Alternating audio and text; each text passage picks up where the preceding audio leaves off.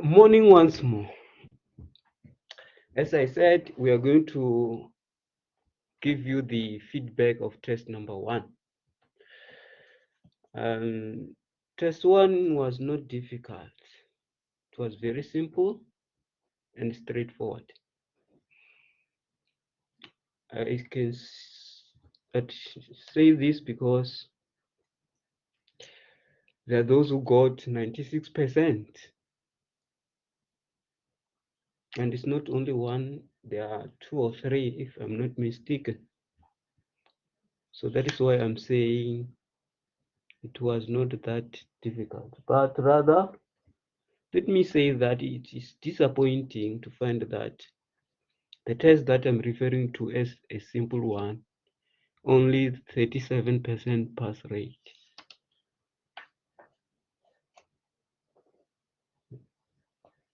Have been achieved. So it's so disappointing. So in other words, only 100 students managed to pass out of 276.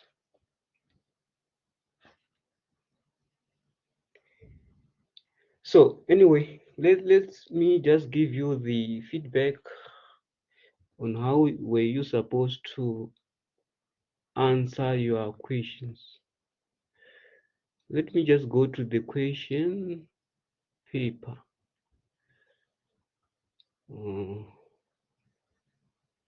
Okay, let me just go there a minute.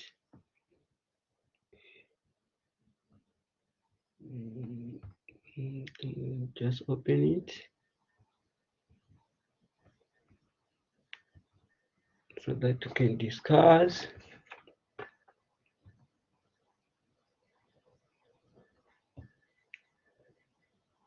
So this is test number 1.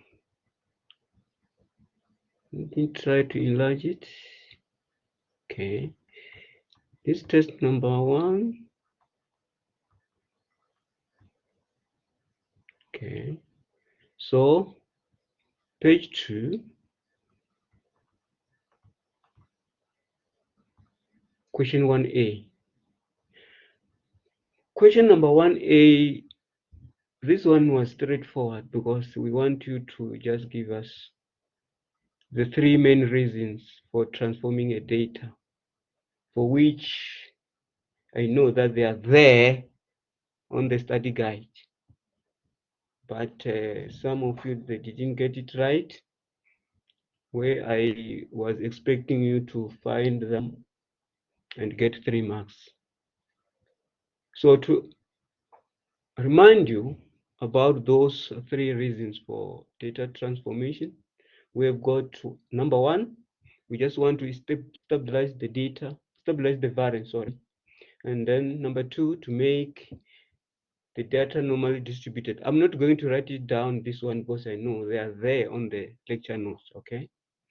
The third one is to make the seasonal effect additives. Those are the 3 main reasons for transforming a data. So number 2, which is number B, is the question that there's no one who got it right. When will log transformation be appropriate in transforming the time series data? So this one, let me just write it down because there's no one who got it right. Okay, let me just open the window journal so that I can write it, some of the solutions down. Okay.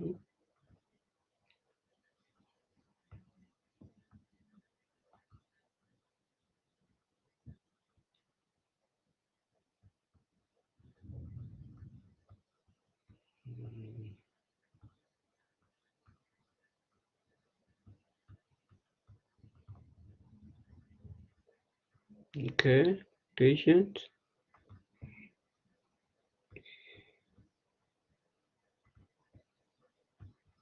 Okay, there we are.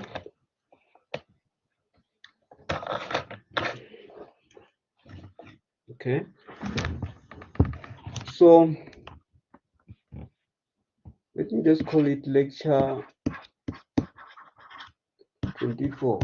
Okay, and it's about feedback.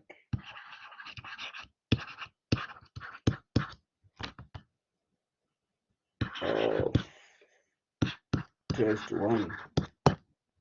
Okay, so let's start with question number 1.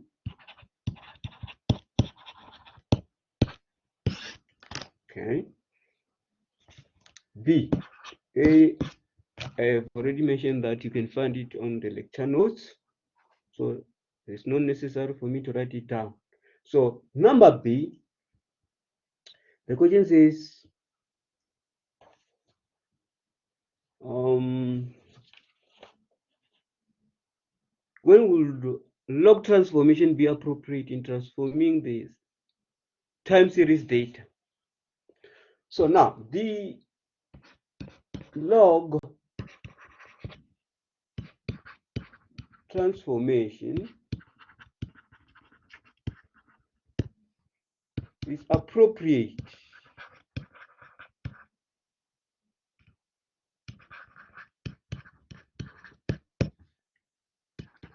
if or when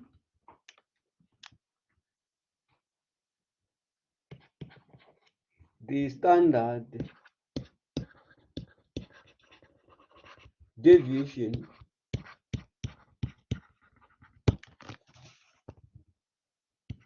is directly proportional to the mean.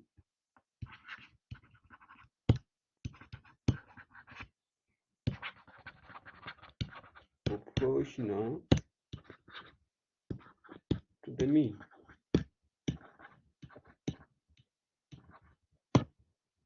So that is the answer. It's appropriate when the standard deviation is directly proportional to the mean. So to write that, you are supposed to get 2 marks. Okay. So question number 2, it says consider, don't know whether I can go there.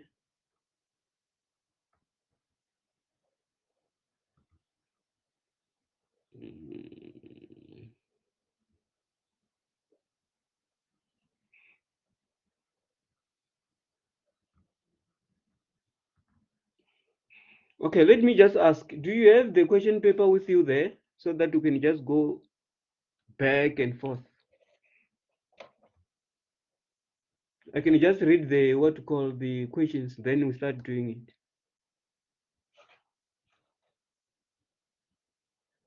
Anyone? Are you still there? Yes. Yes, sir. I'm asking, do you have the question paper with you? So I can just go to the solutions.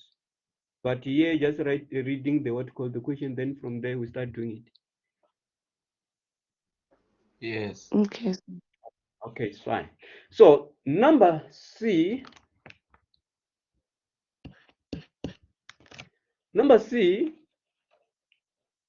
it says consider the 2 filters. In other words, they gave you 2 filters, okay, which is A and B. Okay, filter A, okay,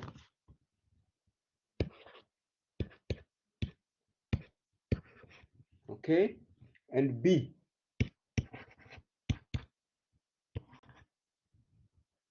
With the 1, -1 and 1. Those are the 2 filters. The question says compute or calculate the convolution of the 2 filters. Okay. In other words, it's A convolution B. You know that A convolution B, it's always equal to CK. Okay. And CK is what? It's a weight, isn't it? And the weight is equal to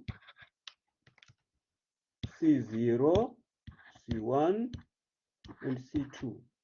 The question is, why C0, C1, and C2 only? Remember,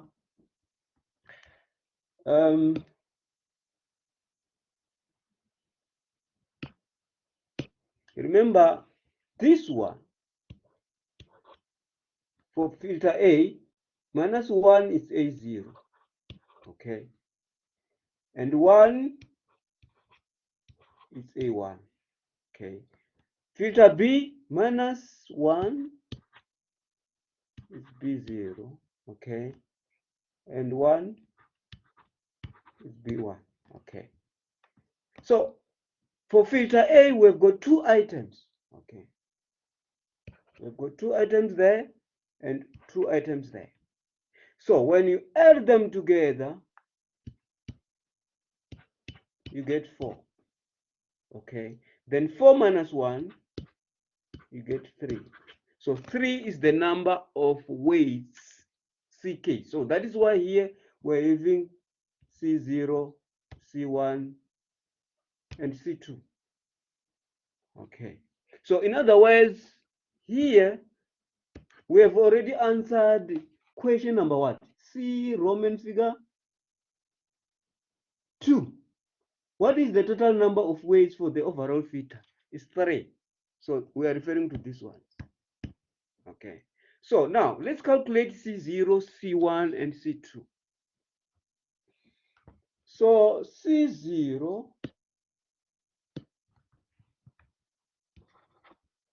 is equal to, if you still recall, A0, B0. And C1 is equal to A0, B1 plus A1, B0. Okay. And C2 is equal to A0, B2 plus A1, B1 plus A2, B0. So this is how you define C0, C1, and C2 respectively. So now C0 is equal to A0, B0. And I showed you up there from filter A, which one is A0, which one is A1. And filter B, which one is B0, and which one is B1. So A0 times B0 is minus 1 times minus 1, which is equal to what? To 1, okay? The same applies here. A0, B1 is minus 1 times 1, okay, plus 1 times minus 1. And the answer is minus 2, okay. C2,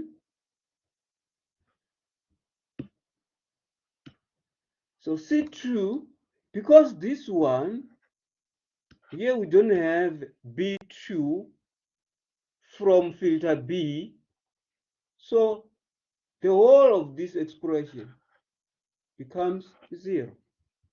Same applies to this one, because we don't have A2 in filter A, so the whole of this expression goes to 0.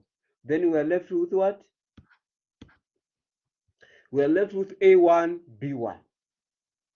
So now, A1 times A1 is like 1 times 1, which is equal to 1. Okay, so you have calculated your C0, C1, and C2. Then that is your weights. So you put them here. So you're going to have 1 minus 2 and 1. So doing that, you deserve to get 3 marks, which is very, very easy. So I was expecting everybody to get it right. Okay. So it's what I'm saying is, it's 1 mark here, 1 mark here, and one mark there. So this is the method that you can use to calculate the weights. So there is another method that I showed you on how to calculate the weight too. So this is method number 1. Let me just introduce you to method number 2 and see whether we can get the same answer. Can we proceed? Or you're still writing?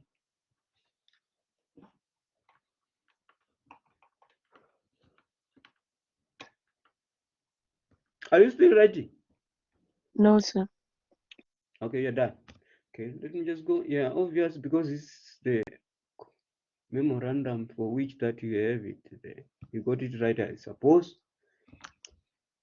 Now let's go to method number 2. Okay. Method number 2, I told you that you have got two series. Let's say the first one is yt, which is equal to the sum j aj xt minus j. That is the series number 1.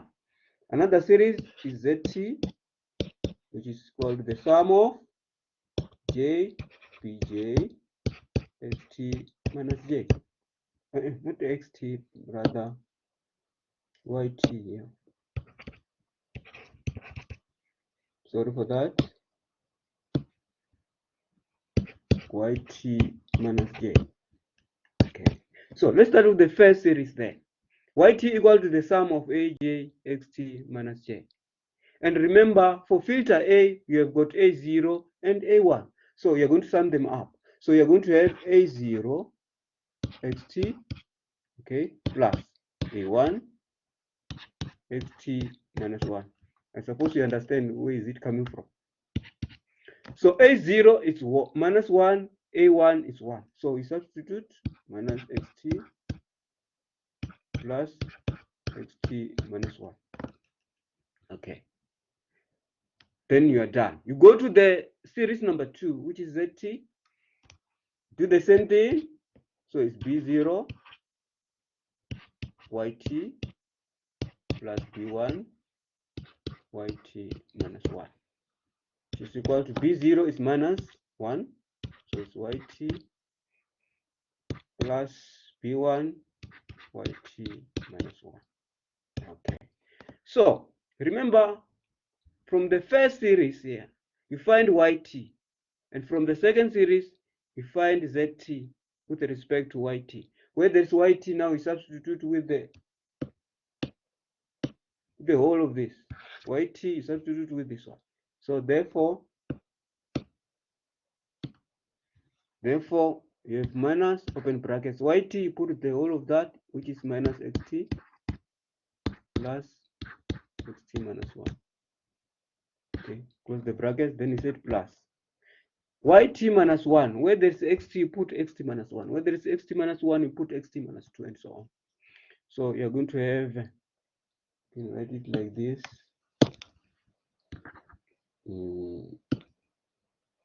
Minus, okay, instead of xt, you're going to have xt minus 1.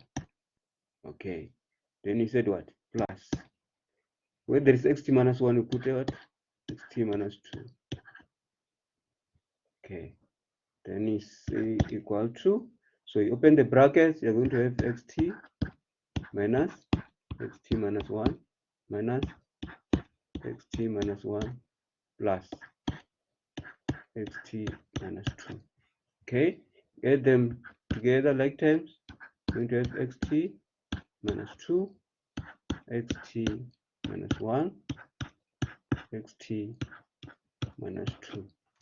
So therefore, your zt is equal to that.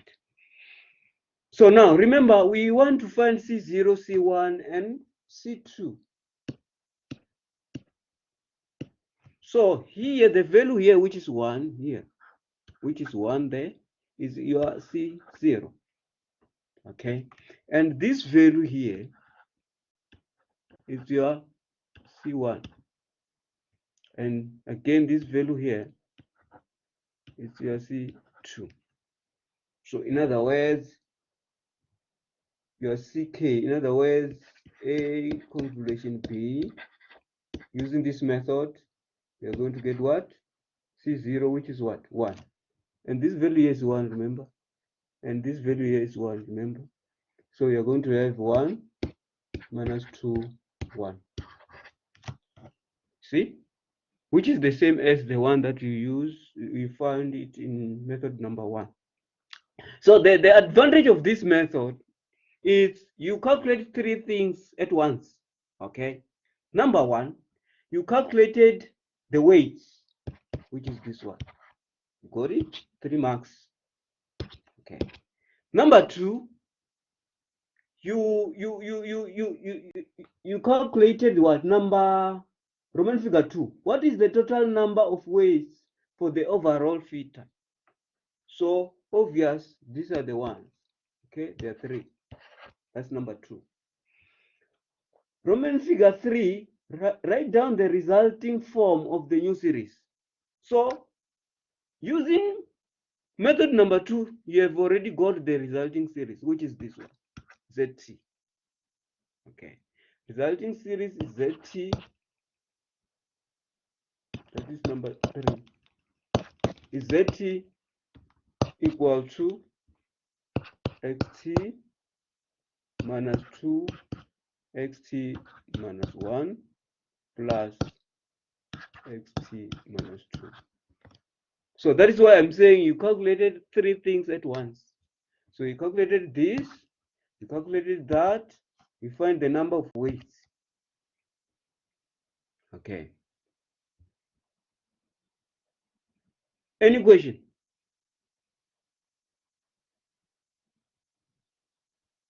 Even in method number 1, you can find the resulting series, Roman figure 3. Because remember, you just got this one. You got this one. So to find this, the resultant series, this one, so it's the matter of just saying, okay, here we've got one. So is ZT, as they said, because they said find the resulting new series of ZT. So is ZT equal to what? It's equal to this one times what? XT. Okay. Then minus these 2 times what? XT minus 1. Just put XT minus 1. Then again plus positive XT minus 2. Okay. So you can find it from there as well. So this is the resulting series. So, but in method number 2, it's straightforward. You calculate 3 things at once. Okay, any question?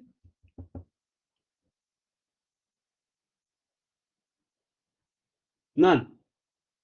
Okay, let's go to Roman figure 4. Draw a simple picture to illustrate the inputs and outputs of 2 filters in a series. It was simple. I did it in class. So it's very simple to find that one. Let me just go to second page, third page. So that is number 4. 2 pictures. 2 what? 2 filters, sorry. So you're going to have a time series. Let me say you've got, you can put any time series. Myself, let me just use XT. Okay. You put it into the filter. In this case, it's filter 1. Okay. It's filter 1. Okay. Then it releases what? The output. And that output is series what? Let's say it's YT.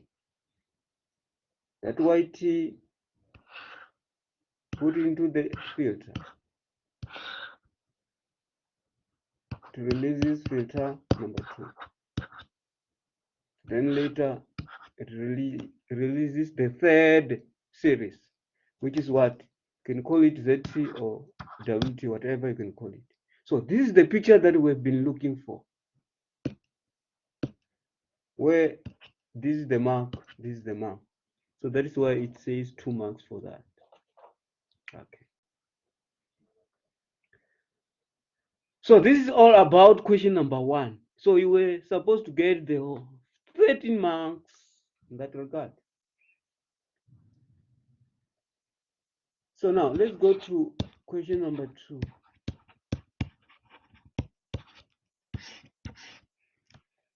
Question number 2 is the revision of what we did in the first level. How to find the median. How to find the seasonal indices. Okay. So here you have been given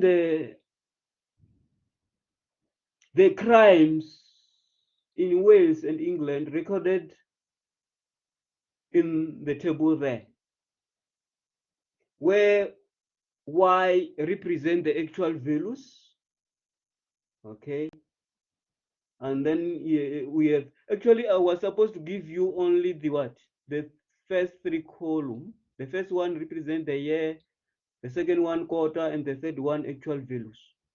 Then I realized that it's going to take you time to calculate all those things. So I realized that, okay, let me just calculate the 4-year moving average uncentered for you. I did that.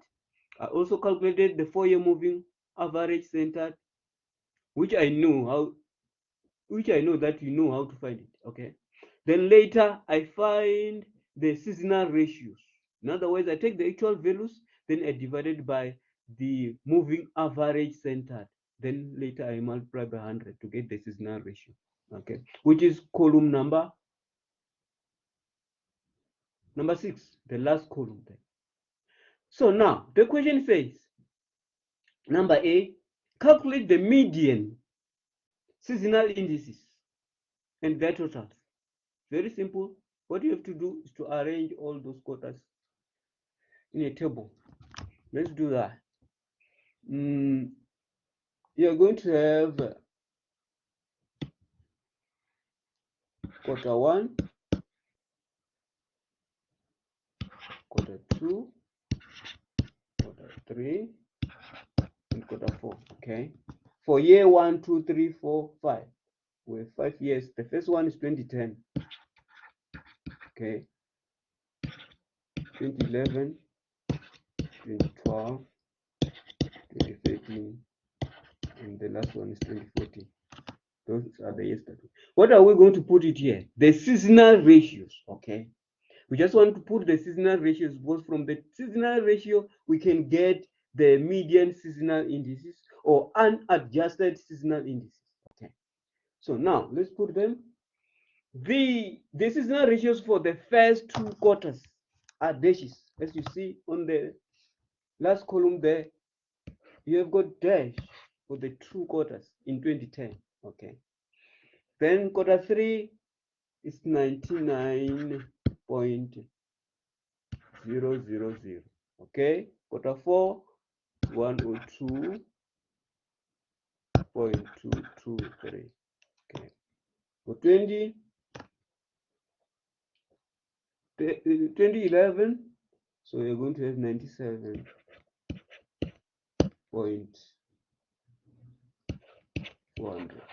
Okay. Quarter 2 for that year is 99.600. Quarter 3 is 102.00. Quarter 4 is 103.400. Okay. Then comes to 2012. So you're going to have 93.700. Then later 102.400. Then 99.600. Then 103.800. Okay. Then for 2013, it's 95.800. Then 101.800. Then 99.900. Then 101.600. Then this one are dashes. Okay, this is what you were supposed to do. It's your first step. Then next, now you find the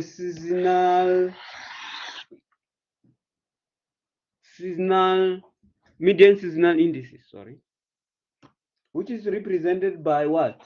I gave you the notation there, ST prime. So it's ST prime.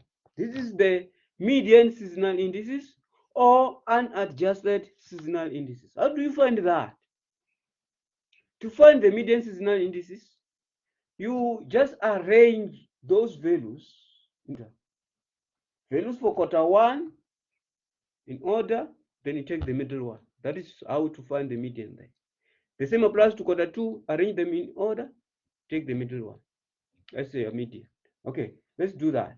So for quarter number 1, you have got 97, 93, and 95. Which one is the smallest value? It's this one. So you start arranging them. That's number 1, then number 2, and then number 3.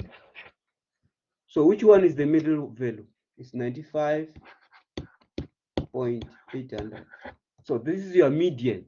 This is your median seasonal indices. 95.800 for quarter 1. Okay. So now let's go for quarter 2. So you arrange again into ascending or into descending order. It's up to you. So the first value here is going to be this one. Okay. Here, this one, and here, this one. So the middle value is what it's 101.800.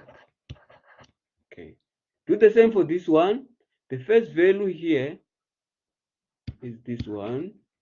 Second one is this one. Third one is this one. And the fourth one is this one. Now here you have got 4 values. So you take the middle 2, you find the average. We are not finding the mean, remember. We are finding the median. But the procedure now, it takes us to find the average of the 2 middle values. And the 2 middle values are what? So the first one is 1, 2, 3, 4. So the middle one is 2 and 3, isn't it? 2 and 3 is the middle one. So it's 99.600 plus 99.900. Then you divide by 2. Then you get what?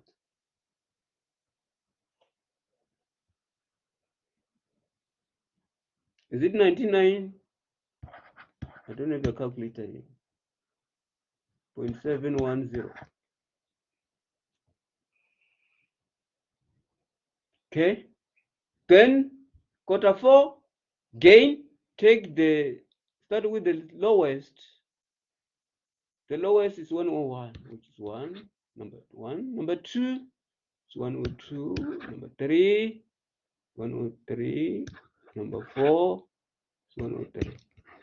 So the middle 2 values, because there are 4 values there, is 2 and 3. Okay. 2 and 3 is 102,223 plus 103,400. Then divide by 2. So you get what? I got 102, sorry, 0.8115. Okay. Those 4, 1, 2, 3, 4. Those are the 4 median seasonal indices, or 4 unadjusted seasonal indices. This is how we find them. So here we're not finding the mean, like what others they're saying that I said we were not finding the mean, we were finding the median. And even the question says straightforward that calculate the median seasonal indices. It didn't say calculate the mean seasonal indices. Okay. It says calculate the median seasonal indices. So that's why here we're finding the medians, not the mean. All together. Then you find your median. Then from there you find the total. So then later you find the total. So how do you find the total? Just the matter of adding everything there. Then the total will give you 400. 3.16, 15, something like that. You can verify. So this is how you find the median seasonal indices and the total. Okay, that's number A. Number B, it says find the adjusted factor. Find the adjusted factor. That's number B. Adjusted factor It's adjusted factor is equal to what? To k multiplied by 100 divided by sum of unadjusted seasonal indices, which is the sum of the what? The median seasonal indices. Okay. So this is the formula. So where k represent what? We check whether indeed we were dealing with the quarterly data or the monthly data. So in our case here, we're dealing with the quarterly data. So k is equal to 4. So at the end of the day, you have got 400 divided by what? The sum of median seasonal indices, which is what? 400.1615. 16 what? Yeah, 1615. Okay. 400.1615. So this is what we got. So what is the answer?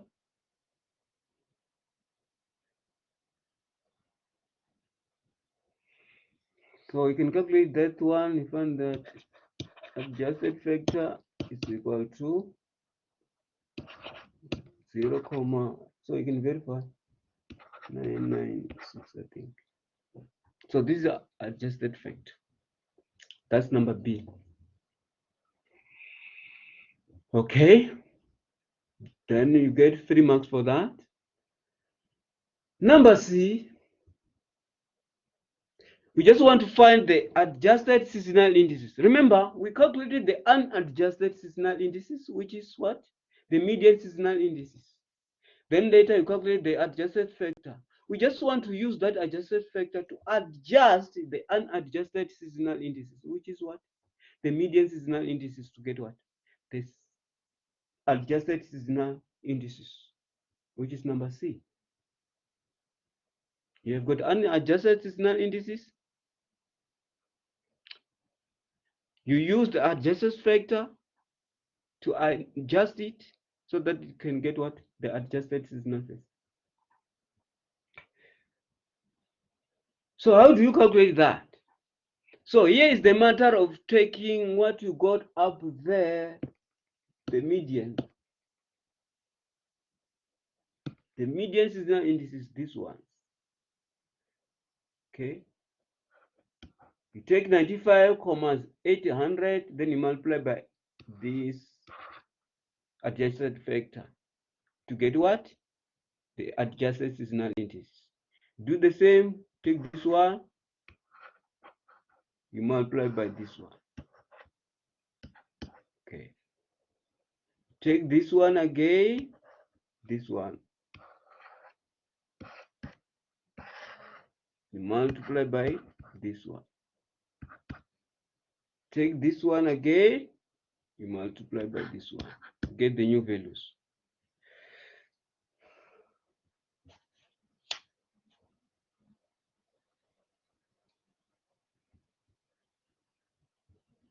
Okay.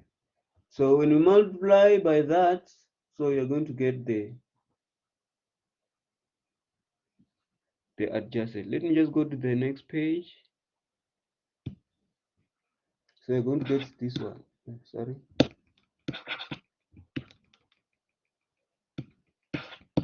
The adjusted.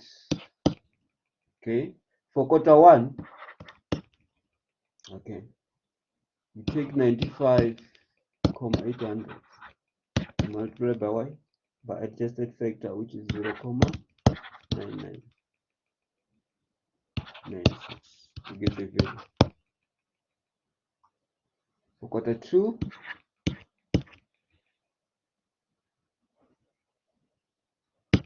you take what? 101,800 multiplied by 0,9. Get that value. Quarter three, do the same.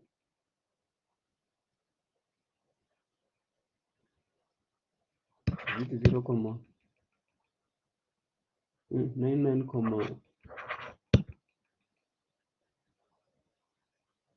no, that's 75, then multiply by that one, No. Get the value. Therefore, take 102 multiplied by 0.9. Get the value. In my case, then later you add them up. When you add them, they will give you, I think it's 400. 0.001, somewhere there. So this how you get it. You deserve to get 5 marks for that. Any question before we go to question number 3?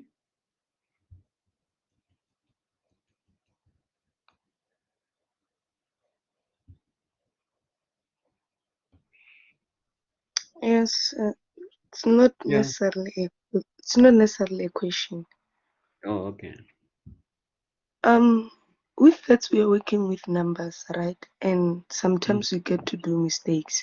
In case, Definitely. let's say, you wanted to punch 95.8 on a calculator, then it was 98.5. So for the fact that I found the correct answer up there, I found the wrong answer up there, it's wrong, but I was able to substitute it where it must work. I think it's lenient, sir. Yes, I know that one. Normally, it was me who was not. I was not marking question 1 and 2. I was marking question number 3. Okay. Now, what I normally do, I will check your answers whether you did the correct procedure. Then, if you realize that okay, you did the correct procedure, but you had a mistake when you are punching those things, okay, and your answer. Then I compare your answer with my answer. Is it far enough from my answer? Is it close enough to my answer? If it's very close, so I deserve to give you 1. But it depends to the who's marking the question. Okay. Yeah, this one I'm just saying it from what I normally do. You can check in question number 3. There are those who are getting the negative. Let's say the answer is 1/3. Okay. Let's say the answer is 1/3. So the answer is a equal to 1/3, and you got a equal to minus 1/3. You see? So there was a mistake of putting a sign there. So now I was lenient to give you a mark, even though you put a minus. But I showed you that this minus was not supposed to be there. You'll see when we come to the question number 3A, you see that one. Okay. Yeah, okay. Okay, let's go to question number 3. You see what I'm talking about. Because there are those who didn't get it right, but I normally gave them a mark on that regard.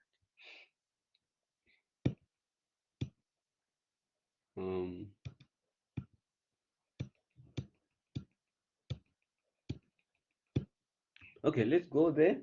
Question number 3.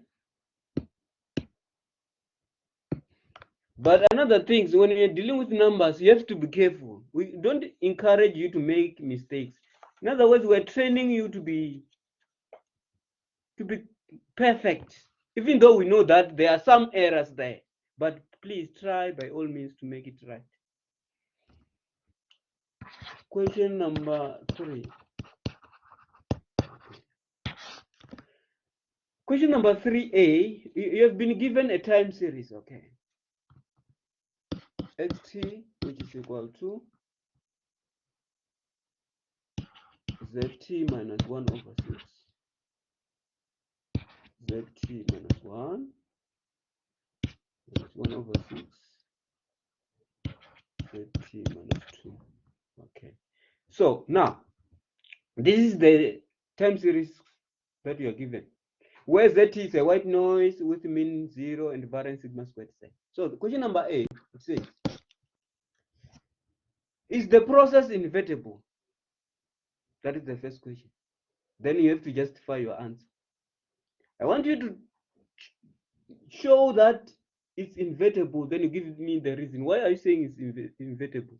Because there are those who are just calculating without giving me the necessary reason. Why is it invertible? You have to give me the reason. Why are you saying it's invertible? Okay. So now, this one, this process, time series process, you know that it's a moving average of order 2. Okay. Obvious, a moving average has to be identified whether it's invertible or not. And you can use the conditions. There are 3 conditions that you can use to prove that. Okay? For those who are using conditions, before you use those conditions, because you have to find the parameters theta 1 and theta 2. Okay. So how do we find the parameters? And I told you in class that if it's a moving average like this, so forget about xt. If you want to find the parameter, a theta 1 and theta 2, forget about xt. So in this regard, we take it xt as 0. Then we make zt the subject formula. It's what I say. So in other words, before you find this a, what you have to do, you are going to find this equation to be like this.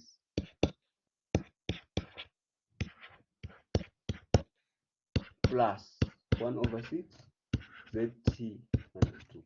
So it's only when you want to use theta 1 and theta 2, you have to change this given process to be like this. In other words, you put zt as the subject of the formula. So can now we see that now we have no longer having a minus 1 over 6 is positive. Okay. So the question is, what is your theta 1 in this regard? Theta 1 is a 1 over 6. Okay. It's no longer minus, because there are those who are saying that, okay, theta 1 is minus 1 over 6. It's wrong. And the theta 2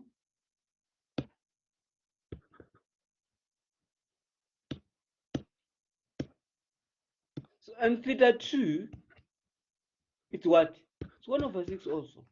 Both of them are positive. Okay. So now you can apply those conditions. 3 conditions that I was talking about. The first one, sorry, not A. Where am I getting A from?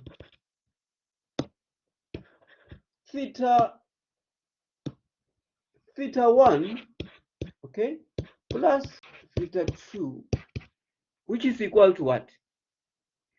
Half, not half, 1 over 6 plus 1 over 6, which is equal to 2 over 6, which is equal to 1 over 3. It's less than 1. So for those who just take this one, the original time series, who took this original time series, they are going to say what? Minus 1 over 6 minus 1 over 6. You see that? Which is equal to what? Minus 2 over 6, which is equal to what? Minus 1 over 3. And obvious is less than 1. You see, the correct answer is this one, but we end up getting this one. So what I was doing is just to circle this one and give you the mark. But anyway, here I was not marking each and every one. I was doing in this way. So here I was trying to show you how you were supposed to calculate this one. Okay, let me just erase this one. I'll show you how to put the marks in this regard. So, but we find condition number 1, okay? Then we come to condition number 2. It's theta 2 minus theta 1. And theta 2 is what? It's 1 over 6. Theta 1 is what? It's 1 over 6. 0, which is less than. But in this regard, they were getting 0 as well. Okay. So number 3 is absolute value of theta 2, which is what? 1 over 6, which is equal to what? 1 over 6. Less than 1. Even here, they were getting it right, because even if you have got minus 1 over 6, it's going, absolute value of that one is going to be what? 1 over 6, which is less than 1. The only problem was here at the first one, because you're getting minus. So in this regard, you wrote it like this. So, but, so when I give marks here, so this, the whole of these three conditions, because all of them have fulfilled, so I was giving you a mark. Okay. So now you have to tell me whether the process is invertible now or not. Then you said, okay, the process is invertible. Invertible. Okay. Because all the conditions, all conditions are met or are fulfilled. Okay. So that's the reason. So a mark, what I did, I give you a mark for these three conditions. This one. I give you a mark.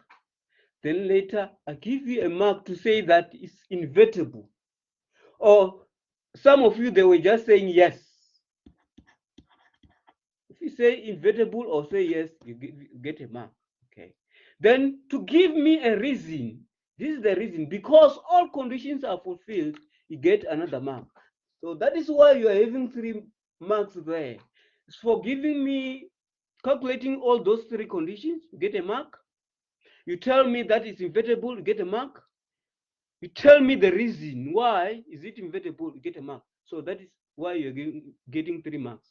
So others, instead of writing it like this one, they just say, okay, they wrote condition 1, condition 2, condition 3, then they said all of them are less than 1. Then later here they said what? It is invertible.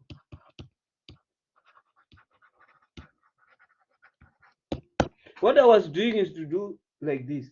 Since, so that it can make sense. Since condition 1 is less than this one, and 2 is less than this one, and this is less than this one, so it is invertible. You see, if you write it like this, I normally just give you marks for these 2 because they're correct. Because it said since theta 1 plus theta 2, which is 1 over 3, is less than 1, and that one is less than 1, and that other one is less than 1. So I give you this one because you managed to give me the conditions, and then later from conditions, you calculated them. This is the condition, you calculated it, so it deserves a mark. Give the condition, calculate it, get a mark. Condition, calculate it, get a mark. So he gave you 2 marks and then a mark here. So then later you get 3 marks. This is how I was doing it. Are we together? Any question before I go to B?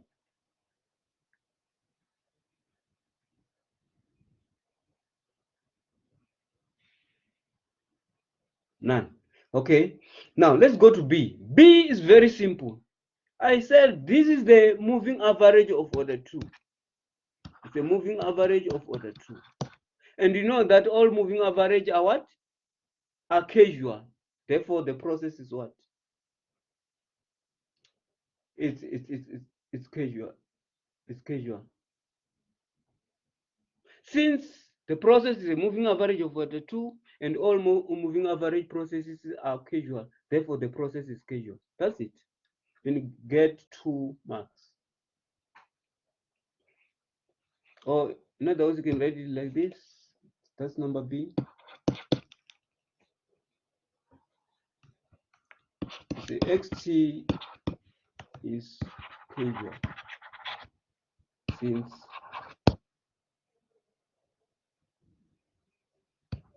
it is a moving average of order 2. You can get marks. Even though if you say xt is a casual since it is a moving average of order 2, and there are those who are saying and all moving average processes are casual. And there are those who are saying xt is stationary. I was giving you because I know that stationary is the same thing as casual. Xt is casual since it's a moving average process of order 2, and all moving average processes are what? Stationary. I was giving you mark for that. Okay.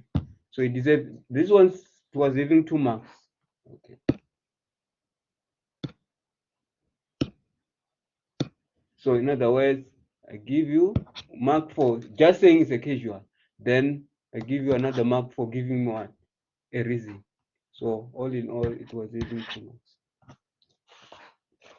And I thought maybe each and everyone can get it right, but I was wrong. So number C.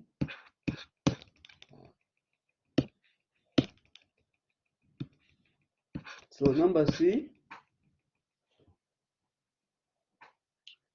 it says calculate the autocovariance functions for xt using autocovariance generating functions. In this regard, I realized that many people, they don't know how to use autocovariance generating function method, which is gamma b equal to psi b inverse. Then you multiply by sigma squared. So there many of you don't know how to use this one. And then you use that other method, even though I didn't specify here that you have to use that other method. I wanted you to strictly use autocovariance generating function method, but there are those who were not using it, using the other method. But I was lenient to give them marks. Please, in future, if I say use autocovariance generating function method, use it. If you don't use it, you deserve to get 0. Are we together? So you deserve to get 0 because you didn't follow the instruction. The instruction says use autocovariance generating function method and use the other one. So I was very lenient to give you those marks. Okay. So this now is the let's use, method you were talking about, sir. yes, this is the method that I'm talking about. Okay. Yes. Then what is So the now name of the method? It's autocovariance generating function method. In other words, Sure. we're using this. Come again. I'm listening, sir. Okay. In other words, you are using this method to calculate what? The autocovariance functions. What are the autocovariance functions? Gamma k's. Okay. You are using this method to calculate gamma k's. In other words, gamma k is gamma 0, gamma 1, gamma 2, and gamma 3.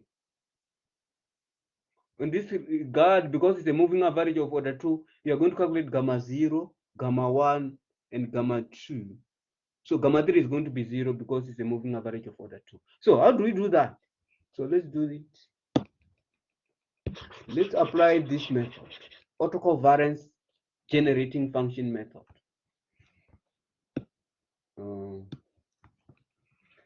First, you have to write the time series in backshift operator. Okay. Let me remind you, xt, it was saying is equal to zt minus 1 over 6, zt minus 1 minus 1 over 6, zt minus 2. This is the time series that we have to convert it into backshift operator so that you can use the autocovariance generating function method. Okay. So let's write this one backshift operator. It equals 1 minus 1 over 6 b minus 1 over 6 b squared. Then what? Zt. So this is how you write this process in backsheet operator. So now we just want to apply what? Gamma b, which is the autocovariance generating function method. So your side b, this one, side b is the whole of this within the brackets. In other words, it's 1 minus whatever within the brackets. It's 1 minus 1 over 6 b 1 over 6 b squared. That is what? Your gamma b, your side b, this one. Okay. So what about side B inverse? Side B inverse is 1 minus 1 over 6. Where there is B, you put B inverse. Okay. Then minus 1 over 6, you put the inverse there. Okay. Then you multiply by what? Sigma squared Z. So that is the first step. From there, you open the brackets. You multiply 1 by 1, 1 by 1 minus 6b inverse, and so on, and then you try to expand it. So at the end of the day, you're going to have something like, this is equal to, too long,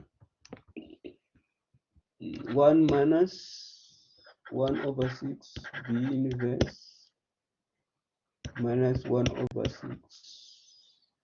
b minus 2, okay, then minus 1 over 6 b, okay, plus 1 over 6 squared, okay, then plus 1 over 6 squared b inverse.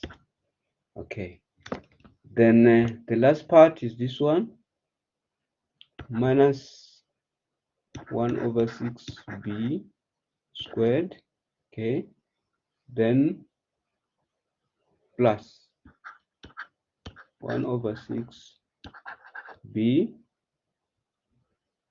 okay, then the last part is what? 1 over 6 squared. Yeah, that's it, which is constant. I think it's the last part. So this is the one. Then sigma squared z. We included all of them, isn't it? Okay, let's check. Then you group them. Those that are constant, group them together. Okay. So constant is what? Is this one. 1. Okay. Another constant is this one. Another one is this one. So all in all, you are going to have a constant. I'm going to write it nicely. I just want to show you. 1 plus 1 over 6 squared plus 1 over 6 squared. Those are the constant. And remember, you're multiplying it by what? Sigma squared z. And this constant, normally we call them what? Gamma zeros. Okay. Okay. Then you group those constants. Then later, you find those that are having B inverse and B together. So you are going to have this one and this one. See that they're having the same common factor there. So in other words, you are going to have what? Minus 1 over 6. Okay. Minus 1 over 6. Open brackets what? B inverse plus B. You get that? So it's star and star. That's number 1. Number 2, you have another B inverse again and B.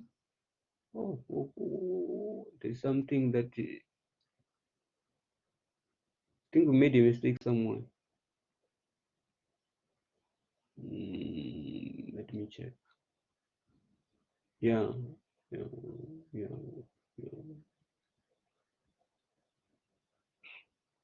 Yeah, you see where you made mistake. We made a mistake. This one and this one. This one and this one. They're supposed to be what? 1 minus 1 over 6, 1 over 6. Supposed to be 1 over 6 squared, isn't it? Then B. And here you just write, we wrote 1 over 6 only. See what I'm saying? This one is supposed to be squared here. Sorry. Yeah. It's supposed to be squared. Because it's this one and this one. It's this one and this one. Okay. And this one and this one, we got this one. Why did I identify those things? Because this one supposed to be the same as this one. This one. Let me use this one. This one supposed to be the same as this one. Okay. So all in all, here you're going to have what? Plus 1 over 6 squared, which is that one. Then what? Again, it's B inverse and B. So this one now, it's gamma what? But here you can find, I will show you how to find it again. So this one, on its own, is gamma 1. This is gamma 1. Okay, I'll show you later. So now we have got gamma 0, gamma 1. So let's go to gamma 2. So gamma 2, you look for B to the power minus 2 and B squared. So this is the one. This is gamma 2. But anyway, we just want to find the common factor there. So the common factor from that one and that one is what? Minus 6. Okay. Let me use the different color. Yes. It's minus 6. Where is it? 1 over 6, sorry. 1 over 6. Okay. This one and this one. 1 over 6. And then B what? Open brackets. B minus 2 and B squared. And this one on its own is gamma 2. So gamma 3, you don't have B to the power 3, B to the power minus 3. So it's 0. So obvious gamma 3 is going to be 0. So now let's go back to these ones now. And write it nicely down here. I'm just summarizing. You know how to find those things. Can I go to the next page so that I can simplify this one and this one? Okay. Can I go to the next page, please?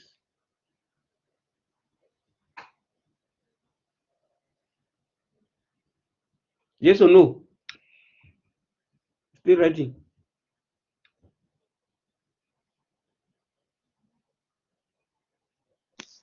You can move, sir. Okay, thanks. Okay, let's start with the gamma 0. Gamma 0, if I recall, I said 1 plus 1 over 6 squared. 1 over 6 squared. Okay. Which is sigma squared z. Okay. So this one now, find the LCM, which is 6 squared is 36, isn't it? So it's 36 plus 1, 37 plus 1, 38. So at the end of the day, this one, let me just write it here. It's equal to 38 over 36 sigma squared z. Okay, and 38 over 36 is like 19. Okay, over 18 sigma squared z. So your gamma 0 is equal to that one. Okay, so now let's go to gamma 1. Gamma 1, did I say?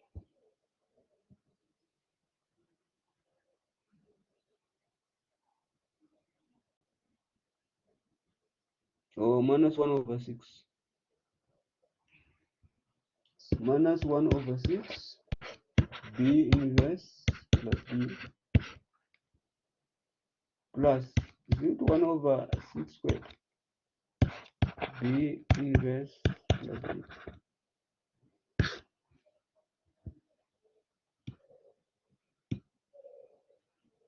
Yeah, that one. Okay, this is what, and remember, you're multiplying by sigma squared z. All true. So here you can find the common factor here, which is what? B inverse plus B. Open brackets. Then you're left with what? 1 over 6 plus 1 over 6 squared. Then what? Sigma squared z. Okay. So now B inverse plus B. So find the common factor, which is what? 36. 6 minus this. So the at the end of the day here is minus 5 over 36. Sorry, over 36. Sigma squared z. It's happening. Sigma squared z.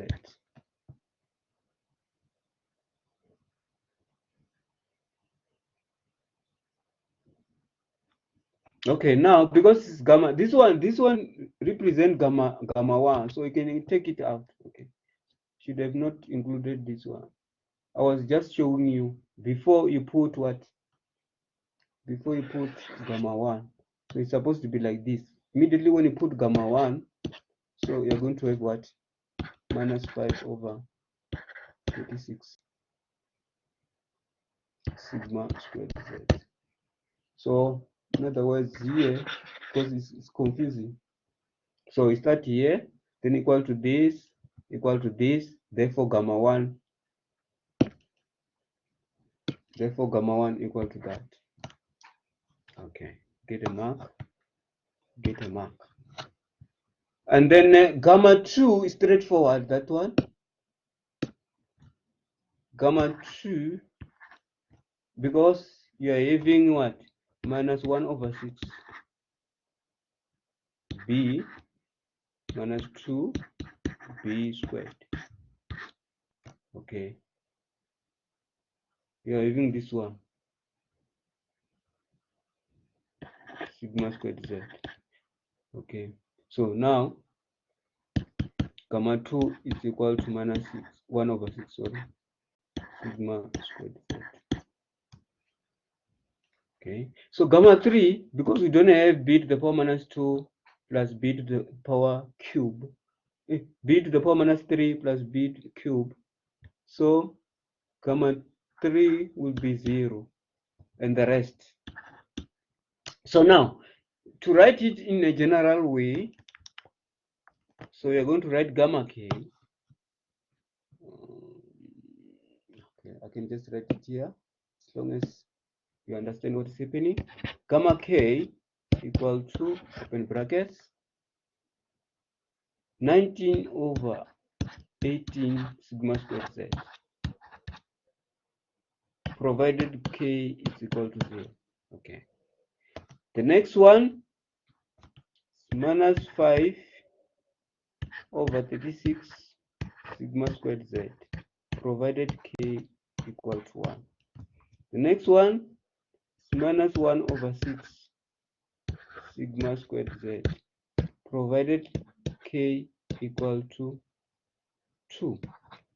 And the last one is 0 otherwise, or 0 provided k is greater than or equal to 3. The same thing. So this is how you find the autocovariance functions using autocovariance generating functions method. I was expecting you to do in this way. However, you use the different method for which I was lenient to give you some marks. But in the future, be careful. I might not give you those marks. Any question before we go to autocorrelation functions? Have we ever done this in class? We did. We did, but we were using what I think is the moving average of order 1, if I still recall. It was not long like this one. This one is a moving average of order 2. But we did using moving average of order 1. Okay.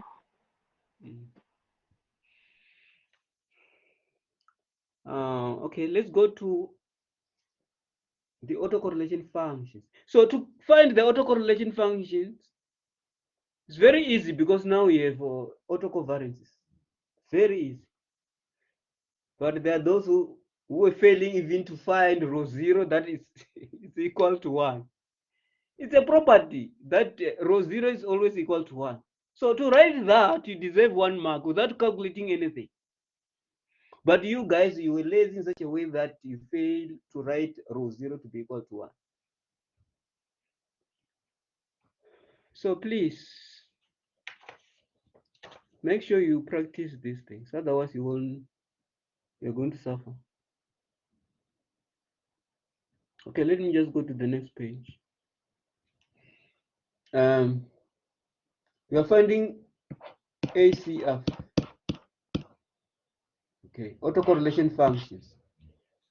Like I said, row 0 is always equal to 1. Everybody has to get that 1 mark. Then later, row 1 is equal to gamma 1 over gamma 0. Okay. And gamma 1 is what? I don't even remember.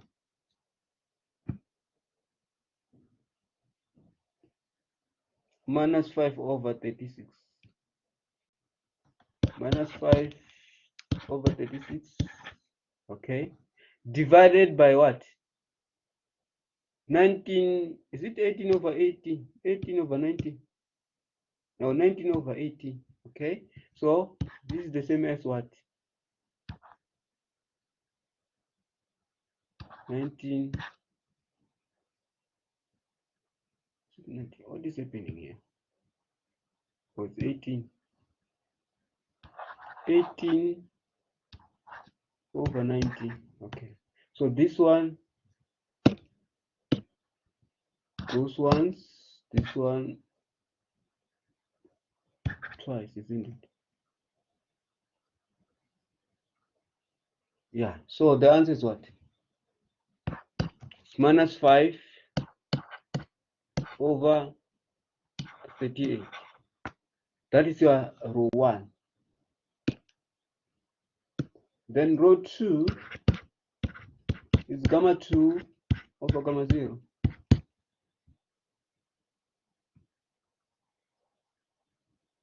Oh, gamma 2 is minus 1 over 6. Then you multiply by what? By 18 over 19. So this goes 1, this 3 times. So the answer here is what?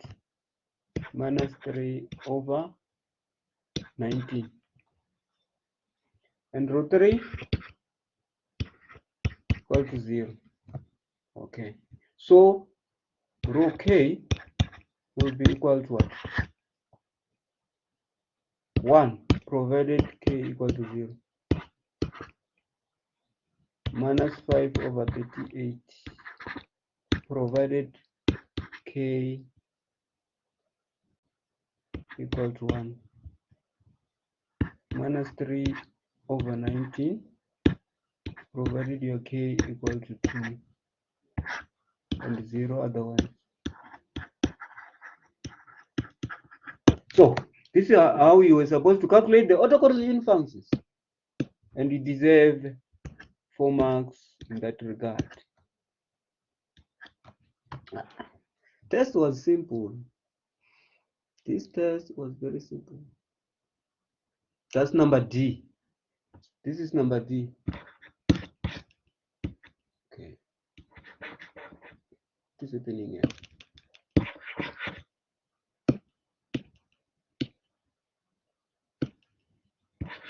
This is number B. Okay.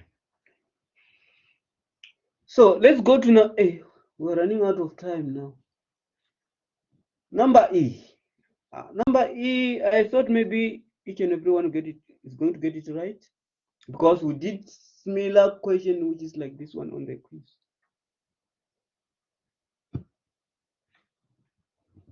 Number E, sorry, this one is invisible. Number E. So the var x1, x2, x3. We divide by 3. Okay, this is equal to what? 1 over 9. Okay, the var of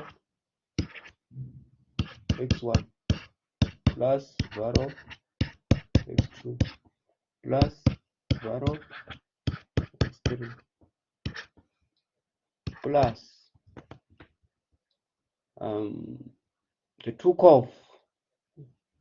still going to have the space here. 2 curve of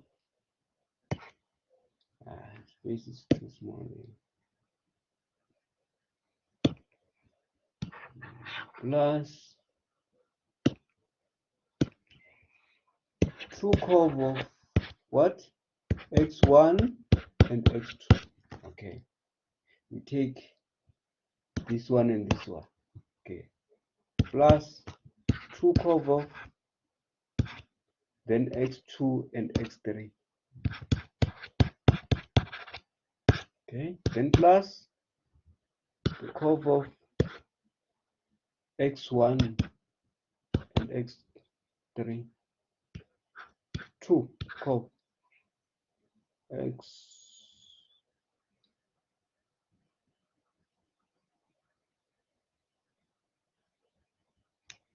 X1, X2.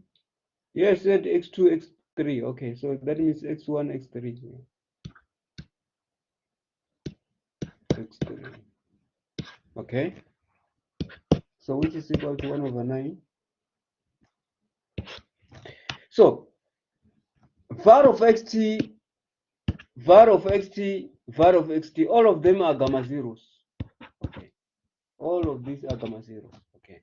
So 2 curve of x1, x2 is like 2 2 gamma 1. Okay.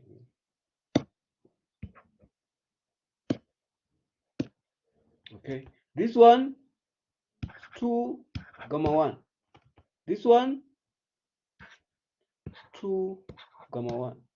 Gamma 2, sorry. This one is gamma 2.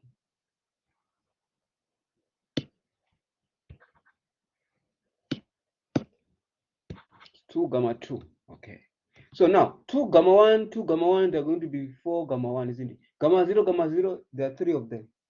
So we're going to have 3 gamma 0 plus 4 gamma 1 plus 2 gamma 1. This is how we are supposed to. So there are those who are using minus. I wonder, where did you get the minus from? There are those who are using minus here. Minus 2 curve, minus this one, minus. Where did you get minus from? Because there are positives there. So be careful. You have to use the positive one because we have got the positive numbers there. Okay, supposed to be positive. Then later, you find what? Gamma 0. Then you substitute 1 over this one. 3 times gamma 0. Gamma 0 is 19 over 18, isn't it? Okay. And remember, there are sigma squared z. So I will introduce later. For gamma 1 is what? Minus 5 over 36. Can't remember. And then plus 2. Hey, yes, gamma 2. Why are you allowing me to write gamma 1 only? Gamma 2 is minus 1 over 6. So, and remember there is sigma squared z for all of this. So, at the end of the day, the final answer, before going any further, final answer is 41 over 162 sigma squared z, which is equivalent to 0,253 sigma squared z. So this is what you were supposed to do. The last question, number F.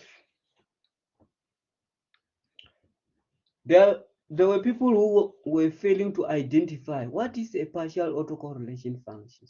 They don't know that it's 522, 533. They were calculating something else. Others, they were using Yule-Walker equations. Remember, immediately when you use Yule-Walker equation, you want to find the autocorrelation function. But here, I wanted you to calculate the partial autocorrelation function. Okay, let me just quickly go to number F.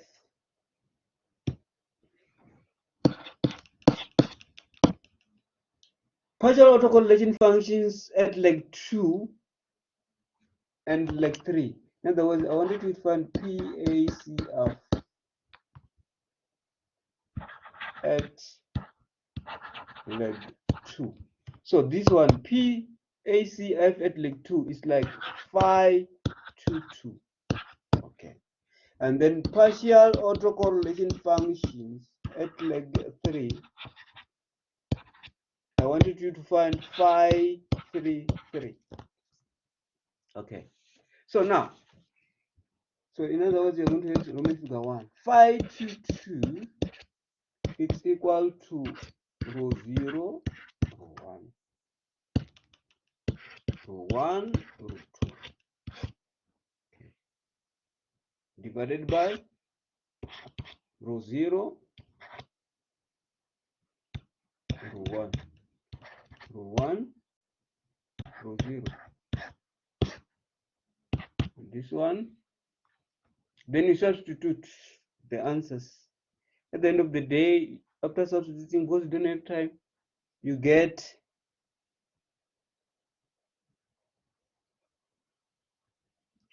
here minus 0,178. That is for phi 2, 2. Then phi 3, 3. Rho 0, rho 1, rho 1, rho 1, rho 0, rho 2, rho 2, rho 1, rho 3, rho 0, rho 1, rho 1, rho 2, sorry. This one is rho 2, rho 1, rho 0, rho 1, rho 2, rho 1, rho 0. Okay, and here the answer is minus 0,05. So you're going to substitute that one. That's it. I think you can stop here. Any question?